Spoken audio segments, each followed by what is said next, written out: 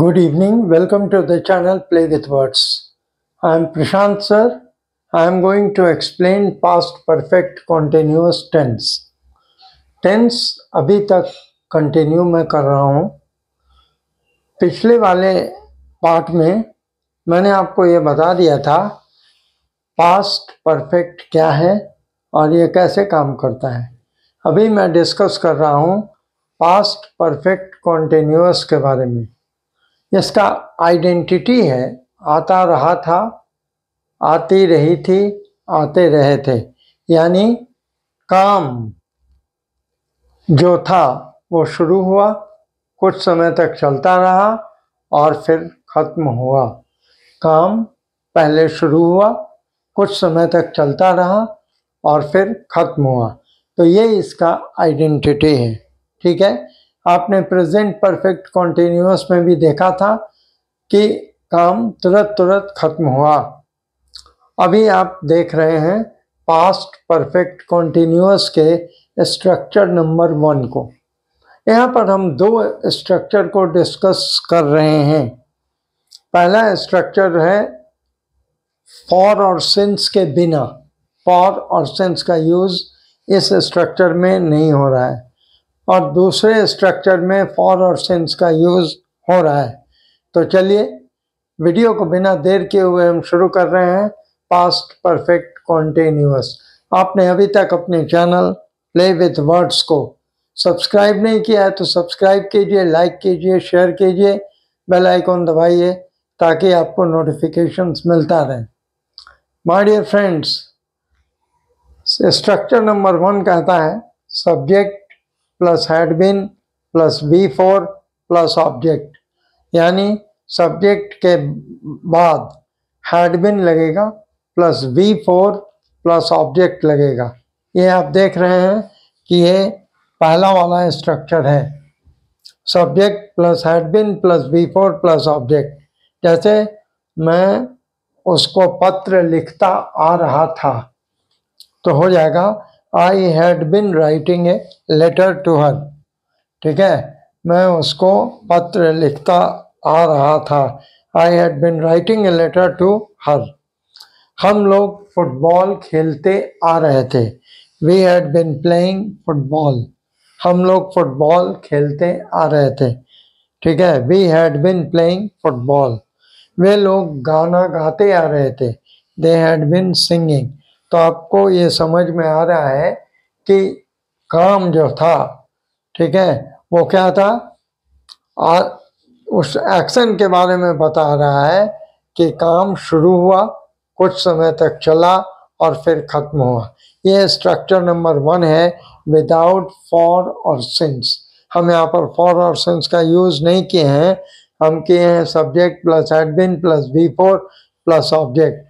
I had been writing a letter to her, we had been playing football.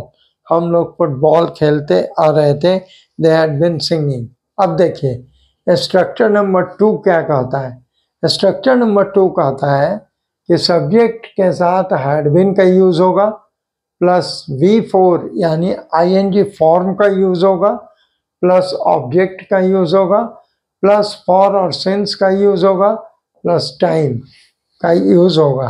तो ये इसका structure है, subject plus had been plus V4। V4 को हम ING form भी कहते हैं, प्रेजेंट पार्टिसिपल भी कहते हैं, प्लस ऑब्जेक्ट प्लस फॉर और सिंस प्लस टाइम। जैसे workers had been building the roads for weeks, the workers had been building the roads for weeks, यानी मजदूर लोग बहुत हफ्तों से सड़क बनाता आ रहा था। ठीक है, मजदूर लोग बहुत हफ्तों से सड़क बनाता आ रहा था। The workers had been building the roads for weeks. अब देखिए दूसरा example, they had been playing cricket for 4 hours. वे लोग 4 घंटों से क्रिकेट खेलते आ रहे थे। ठीक है, तो यहाँ पर हो जाएगा 4 घंटा ड्यूरेशन ऑफ टाइम है, ये 4 आवर्स इंडिकेट कर रहा है। She had been studying since morning, वह सुबह से पढ़ती आ रही थी, तो she had been studying since morning. Gopal had been walking for an hour. Gopal 1 घंटे से टहलता आ रहा था। तो Gopal had been walking for an hour. तो आप देख रहे हैं कि पहला वाला स्ट्रक्चर में टाइम नहीं दिया हुआ है, ठीक है, और दूसरे वाले स्ट्रक्चर में टाइम दिया हुआ है। पहले वाले स्ट्रक्चर में टाइम नहीं है।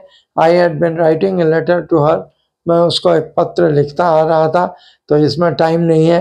We had been playing football, हम लोग फुटबॉल खेलते आ रहे थे, इसमें भी टाइम नहीं है। दे हैड बीन सिंगिंग, वे लोग गाते आ रहे थे, इसमें भी टाइम नहीं है। तो ड्यूरेशन ऑफ टाइम कहता क्या है कि फॉर और सिंस का यूज़ आप कैसे करेंगे। अब देखिए, मैं फॉर और सिंस का यूज़ आपको बता रहा हूँ कि आप लोग फॉर और सिंस का यूज़ कैसे करेंगे। फॉर और सिंस ये दो टाइम को इंडिकेट करने वाला प्रीपोजिशन ऑफ टाइम है, ठीक है। फॉर और सिंस क्या करता है, फॉर और सिंस क्या करता है, प्रीपोजिशन ऑफ टाइम है। तो यहाँ पर हम लोग कहेंगे फॉर का use, it is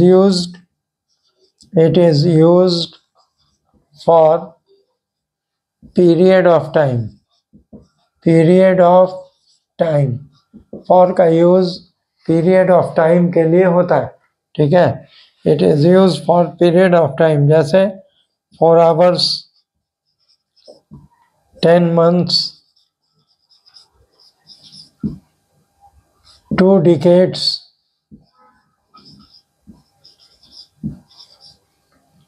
4 days,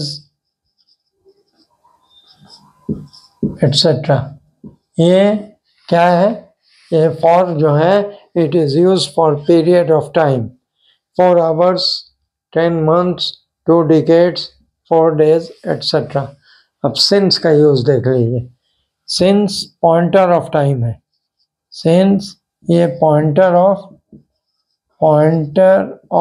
time है। पॉइंटर ऑफ टाइम होने का कारण यह है कि ये कांस्टेंट समय को बताता है, ठीक है, ये निश्चित समय को बताता है। जैसे सिंस जुलाई, ठीक है, सिंस, हाँ देखिए, सिंस 2020, सिंस 10 PM। तो ये क्या कर रहा है, ये एक पॉइंटर ऑफ टाइम है, ये कांस्टेंट टाइम को बताएगा।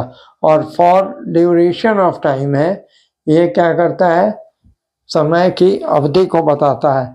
तो जहाँ पर आपका 4 घंटा, 4 दिन, 10 महीना, 100 साल दिया हुआ हो, वहाँ पर आप फॉर का यूज़ करेंगे और सिंस का यूज़ पॉइंटर ऑफ टाइम के लिए करेंगे।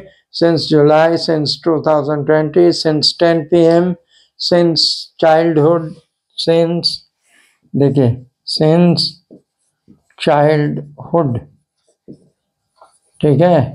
तो ये आपका फॉर और सिंस का यूज़ है।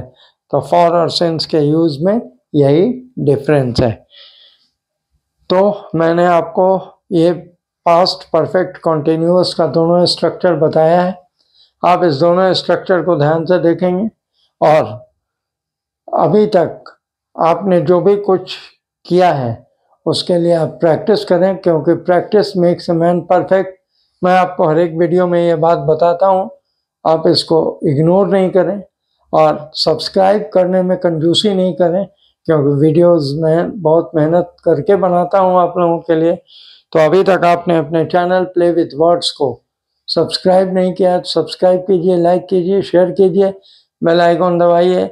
और हाँ, सब्सक्राइब करने में कंजूसी मत कीजिए, क्योंकि ये आपका ये बहुत ही ज़रूरी एस्पेक्ट है।